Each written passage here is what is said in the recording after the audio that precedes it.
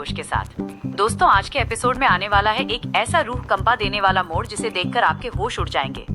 एक तरफ समीर अपनी जिंदगी और मौत के बीच झूल रहा है तो दूसरी तरफ रिमझिम और दिया की इज्जत सरेआम दांव पर लगी है। क्या समीर अपनी आखिरी सांस टूटने से पहले अपनी पत्नी और बहन को बचा पाएगा? चलिए जानते हैं पूरी कहानी।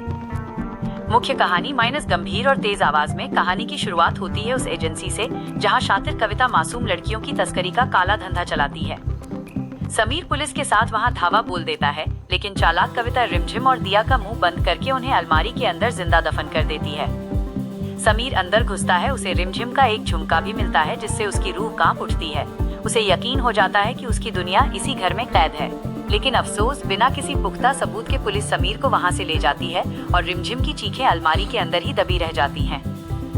जैसे ही पुलिस वहां से हटती है, कविता तुरंत घना सिंह को बुलाकर रिमझिम और दिया का सौदा करने का खौफनाक प्लान बनाती है। लेकिन तभी सन्नाटे को चीरती हुई समीर की बाइक की दमदार एंट्री होती है। समीर अब एक घायल शेर बन चुका है। वो आते ही सीधा कविता की गर्दन पर खंजर रख देता है और दहाड़ता है कि मेरी पत्नी और बहन को अभी के अभी बाहर निकालो, वरना आज इस पाप की लंका को मैं श्मशान बना दूंगा।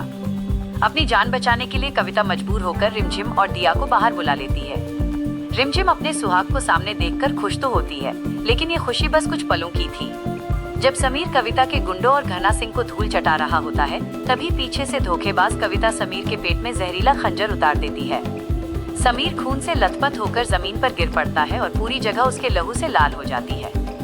पप्पू तुरंत राजवीर को फोन करके चीखता है कि राजा साहब की जान खतरे में है, जल्दी पहुंचिए। अब आने वाले एपिसोड में ये देखना सबसे बड़ा सस्पेंस होने वाला है कि क्या राजवीर अपने भाई को मौत के मुंह से बाहर निकाल पाएगा? क्या रिमझिम का सुहाग बच पाएगा या आज इस प्रेम कहानी का खूनी अंत हो जाएगा? अपनी राय हमें कमेंट में जरूर बताएं और ऐसे ही बड़े ट्विस्ट के लिए जुड़े रहें।